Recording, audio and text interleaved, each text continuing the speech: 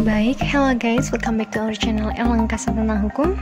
Karena banyak yang request tentang pengertian hukum dan lain sebagainya, maka di video kali ini kita akan membahas terkait pengertian hukum. Seperti itu ya. But before it, please don't forget to like, comment, and subscribe. Terima kasih banyak sebelumnya. Oke, langsung aja kita akan membahas dulu terkait arti hukum dari segi etimologi itu seperti apa sih. Yang pertama, hukum. Jadi, kata hukum berasal dari bahasa Arab dan merupakan bentuk tunggal. Kata jamaknya adalah alkas, yang selanjutnya diambil alih dalam bahasa Indonesia menjadi hukum. Yang kedua, rect. Rect berasal dari rectum, atau bahasa Latin yang mempunyai arti bimbingan atau tuntutan atau pemerintahan. Dari kata recht tersebut timbul juga istilah gerechtigheid, dan ini adalah bahasa Belanda, atau gerechtigkeit dalam bahasa Jerman, berarti keadilan, sehingga hukum juga mempunyai hubungan erat dengan keadilan. Yang ketiga, ada ius. Kata ius atau berasal dari bahasa Latin ini berarti hukum. Berasal dari bahasa Latin injubere, artinya mengatur atau memerintah.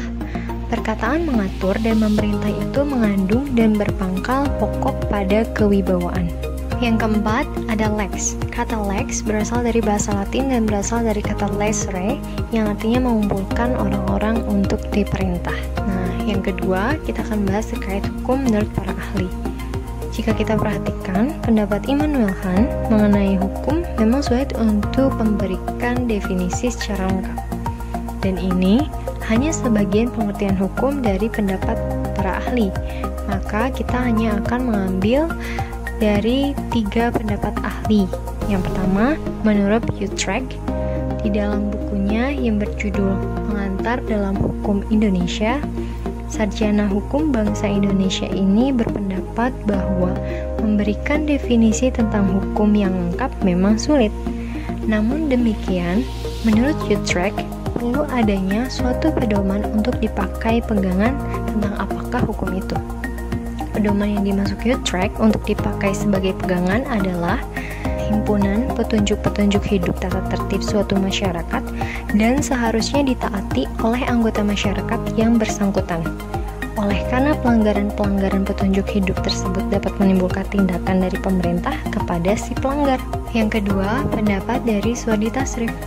Dalam karangan ilmiahnya yang berjudul Peranan Hukum dalam Pembangunan, ia berpendapat bahwa anggapan yang menyatakan hukum hanya sekedar norma-norma atau kaidah untuk mengatur hubungan manusia sudah lama ditinggalkan, sehingga hukum dalam arti seluas-luasnya, the legal machinery in action, pendapat Suwardi Tasrif ini menghubungkan arti hukum dengan pembangunan bangsa dan negara sekarang ini, dihubungkan dengan masalah-masalah hubungan manusia di dalam negeri saja, tapi juga dikaitkan dengan orang di dalam negeri sendiri. Sebagai contoh, Undang-Undang Nomor 5 Tahun 1960, Lembaran Negara 1960, Nomor 104 tentang Peraturan Dasar Pokok Agraria. Dalam undang-undang, memberi tempat kepada orang asing tidak boleh mempunyai hak milik atas tanah, melainkan cukup dengan hak pakai saja. Dari segala macam definisi tentang hukum seperti telah diuraikan di atas, jelas bahwa untuk memberikan suatu definisi yang dapat diterima oleh semua pihak tidaklah mungkin. Namun demikian, untuk dipakai sebagai pegangan, terutama bagi mereka yang baru pertama kali mempelajari tentang hukum, maka perlu dibuatkan suatu batasan sebagai berikut. Hukum adalah keseluruhan peraturan-peraturan hidup yang bersifat memaksa dan dibuat oleh yang berwenang, berisikan suatu perintah atau larangan atau izin untuk berbuat sesuatu serta dengan maksud untuk mengatur tata tertib kehidupan masyarakat. Yang ketiga, menurut Sajipto Raharjo, hukum merupakan karya manusia berupa norma-norma yang berisi petunjuk tingkah laku. Hukum merupakan cerminan dari kehendak manusia mengenai bagaimana seharusnya masyarakat dibina dan kemana masyarakat harus diarahkan. Pertama, hukum harus rekaman dari ide yang dipilih oleh masyarakat tempat hukum dibuat, dan ide tersebut berupa ide tentang keadilan. Well, next, terkait hukum dalam berbagai arti. Sebagaimana yang kita ketahui bahwa hukum ini memiliki berbagai arti, tapi pada kesempatan kali ini kita hanya mengambil 3 hukum dari berbagai arti. Yang pertama, hukum dalam arti penguasa. Sebagai keputusan penguasa hukum merupakan serangkaian peraturan-peraturan tertulis seperti Undang-Undang Dasar, keputusan Presiden, dan lain-lain, maka peraturan tersebut dibuat oleh badan yang berwenang, dalam hal ini badan legislatif. Misalnya, undang-undang dibuat oleh Presiden bersama DPR.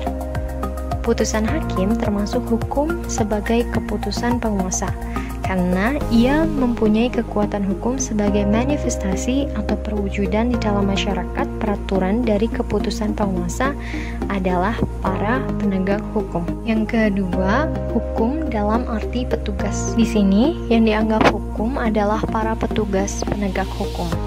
Mereka, terutama orang-orang awam, dalam istilahnya Alperdon, man in the street, melihat para petugas polisi, jaksa, hakim sebagai hukum, karena dalam kenyataannya para petugas penegak hukum tersebut memang menghukum orang yang bersalah.